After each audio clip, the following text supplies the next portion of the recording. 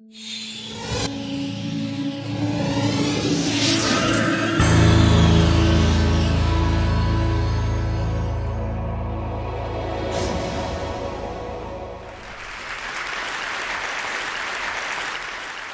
need to make a confession at the outset here. A little over 20 years ago, I did something that I regret, something that I'm not particularly proud of, something that in many ways I wish no one would ever know, but that here I feel kind of obliged to reveal.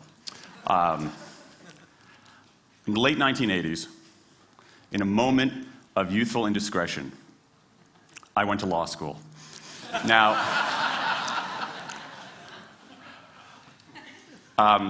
in America, law is a professional degree. You get your university degree, then you go on to law school. And when I got to law school, I didn't do very well. To put it mildly, I didn't do very well.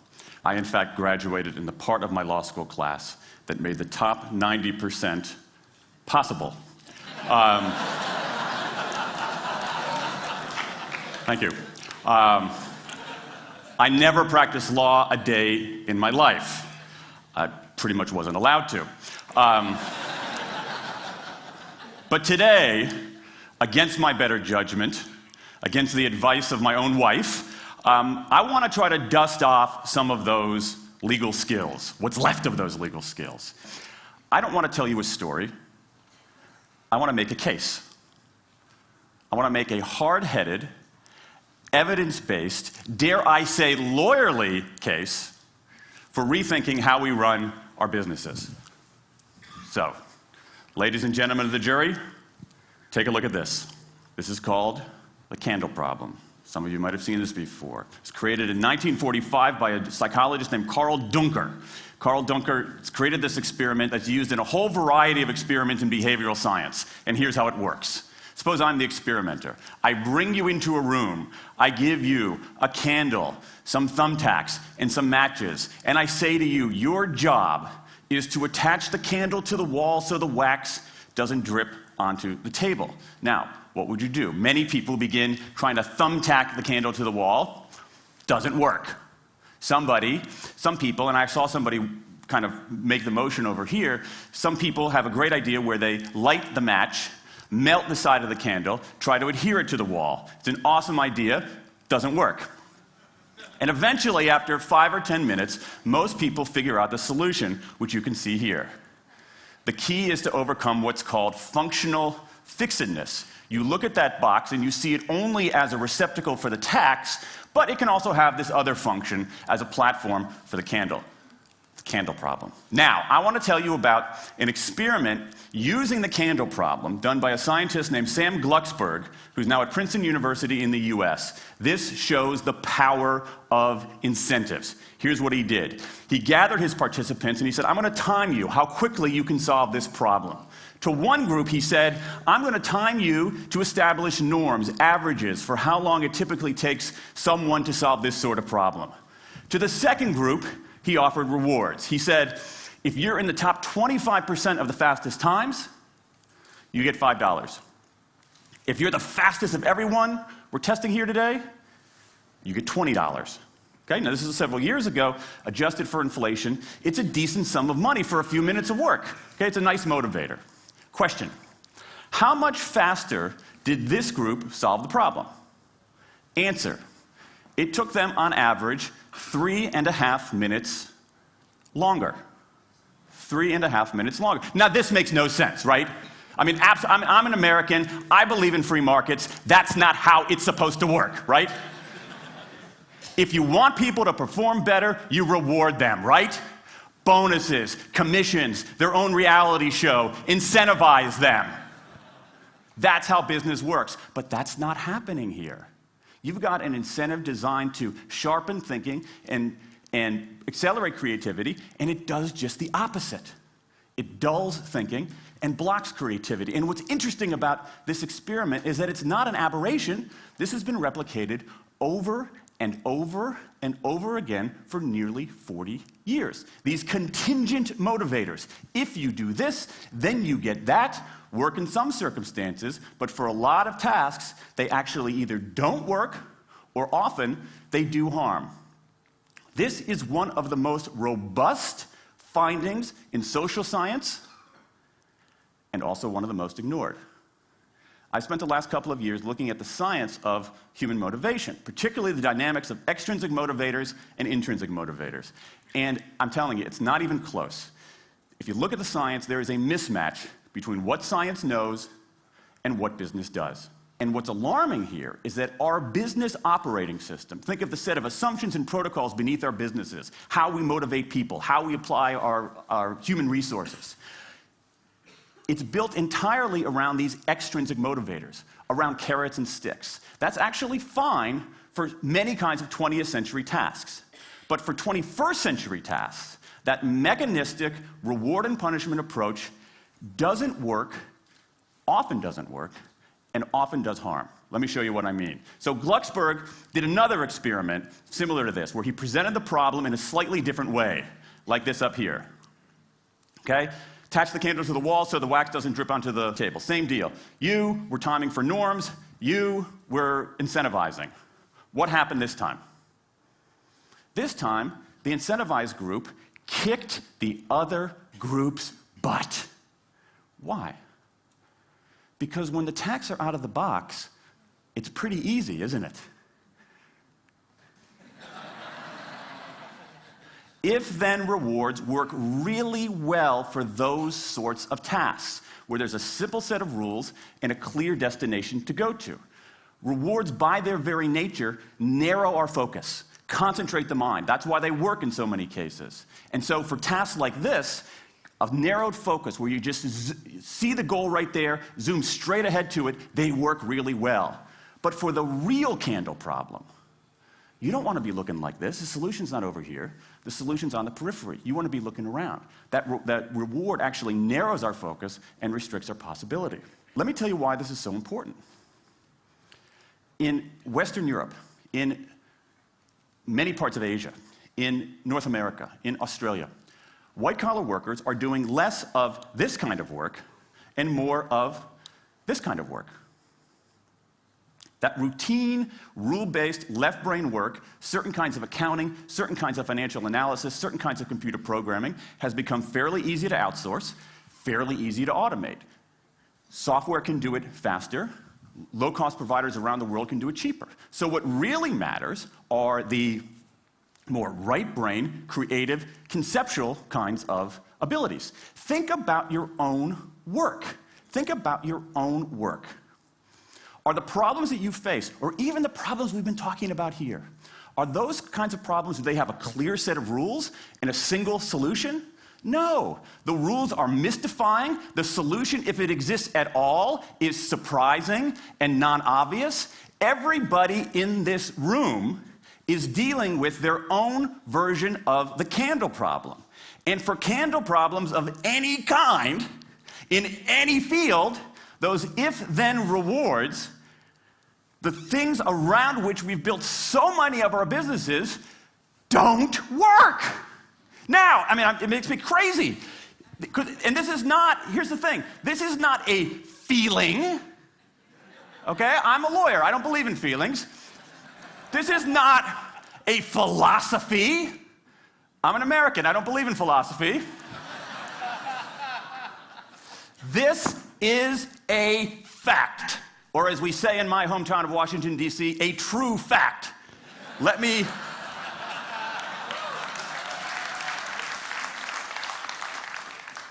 give you an example of what I mean. Let me marshal the evidence here, because I'm not telling you a story. I'm making a case, ladies and gentlemen of the jury. Some evidence. Dan Ariely, one of the great economists of our time, he and 3 colleagues did a study of some MIT students. They gave these MIT students a bunch of games that involved creativity and motor skills and concentration. And they offered them for performance 3 levels of rewards. Small reward, medium reward, large reward.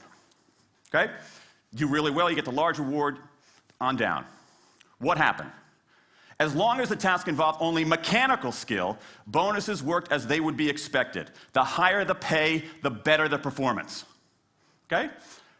But once the task called for even rudimentary cognitive skill, a larger reward led to poorer performance. Then they said, okay, let's see if there's any cultural bias here. Let's go to Madurai, India and test this. Standard of living is lower. In Madurai, a reward that's modest by North American standards is more meaningful there. Same deal. A bunch of games, 3 levels of rewards. What happens? People offered the medium level of rewards, did no better than people offered the small rewards. But this time, people offered the highest rewards. They did worst of all. In 8 of the 9 tasks we examined across 3 experiments, higher incentives led to worse performance.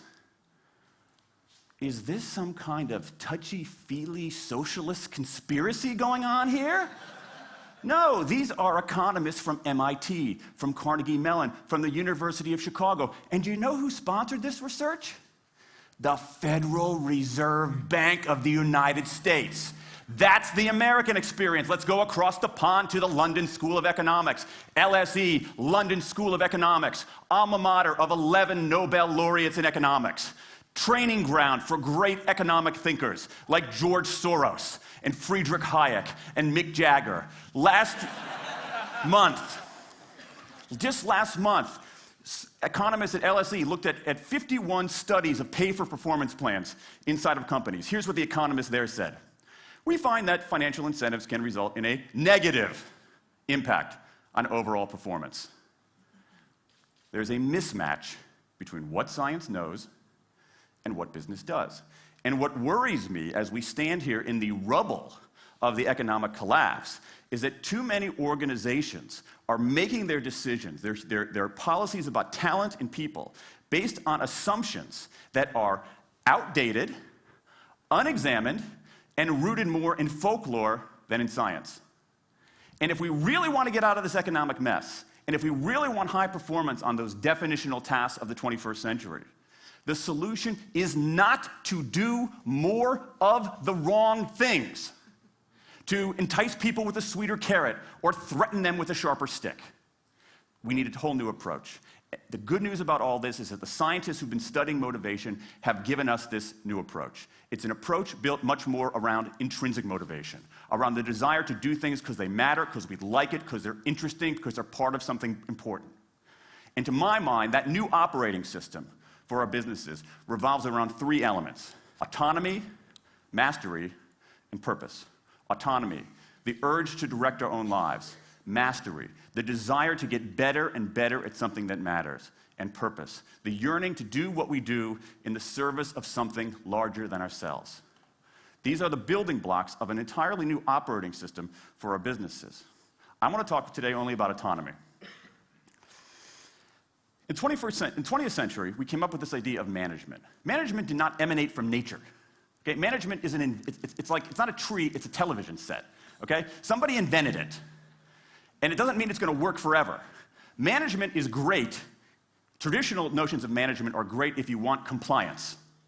But if you want engagement, self-direction works better. Let me give you some examples of some kind of radical notions of self-direction. And what this means, you don't see a lot of it, but you see the first stirrings of something really interesting going on. Because what it means is, it means paying people adequately and fairly, absolutely. Getting the issue of money off the table, and then giving people lots of autonomy. Let me give you some examples. How many of you have heard of the company Atlassian?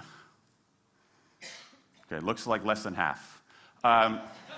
Atlassian is an Australian software company, and they do something incredibly cool. A few times a year, they tell their engineers, go for the next 24 hours and work on anything you want. As long as it's not part of your regular job. Work on anything you want. So the engineers use this time to come up with a cool patch of code, to come up with an elegant hack. Then they present all of these stuff that they've developed to their teammates, to the rest of the company, in this wild and woolly all-hands meeting at the end of the day. And then, being Australians, everybody has a beer. They call them FedEx days. Why? Because you have to deliver something overnight. It's not bad. It's a huge trademark violation, but it's pretty clever. That one day of intense autonomy has produced a whole array of software fixes that might never have existed. And it's worked so well that Atlassian has taken it to the next level with 20% time, done famously at Google, where engineers can spend 20% of their time working on anything they want. They have autonomy over their time, their task, their team, their technique. Okay? Radical amounts of autonomy. And at Google, as many of you know, about half of the new products in a typical year are birthed during that 20% time. Things like Gmail, Orkut, Google News. Let me give you an even more radical example of it. Something called the Results-Only Work Environment, the ROWE, created by 2 American consultants in place at about a dozen companies around North America. In a row, people don't have schedules.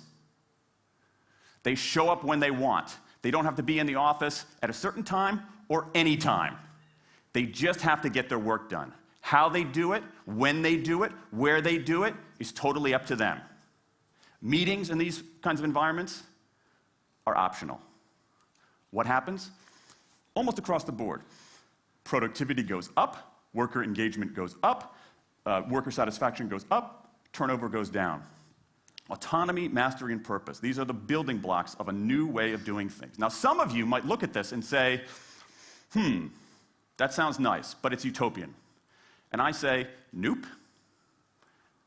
I have proof. In the mid-1990s, Microsoft started an encyclopedia called Encarta. They had deployed all the right incentives. All the right incentives. They paid professionals to write and edit thousands of articles. Well-compensated managers oversaw the whole thing to make sure it came in on budget and on time. A few years later, another encyclopedia got started. Different model, right?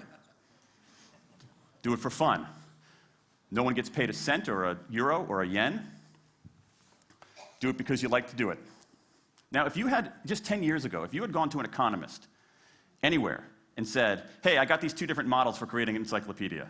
If they went head-to-head, who would win? 10 years ago, you could not have found a single sober economist anywhere on planet Earth who would have predicted the Wikipedia model. This is the titanic battle between these 2 approaches. This is the Ali Frazier of motivation, right? This is the Thrilla in Manila, all right? Intrinsic motivators versus extrinsic motivators. Autonomy, mastery, and purpose versus carrots and sticks. And who wins? Intrinsic motivation, autonomy, mastery, and purpose in a knockout. Let me wrap up. There's a mismatch between what science knows and what business does. And here's what science knows. 1. Those 20th century rewards, those motivators we think are the natural part of business, do work, but only in a surprisingly narrow band of circumstances. 2, those if-then rewards often destroy creativity. 3, the secret to high performance isn't rewards and punishments, but that unseen intrinsic drive, the drive to do things for their own sake, the drive to do things because they matter. And here's the best part. Here's the best part. We already know this. The science confirms what we know in our hearts. So, if we repair this mismatch between what science knows and what business does, if we bring our motivation, notions of motivation into the 21st century, if we get past this lazy, dangerous ideology of carrots and sticks, we can strengthen our businesses, we can solve a lot of those candle problems, and maybe, we can change the world. I rest my case.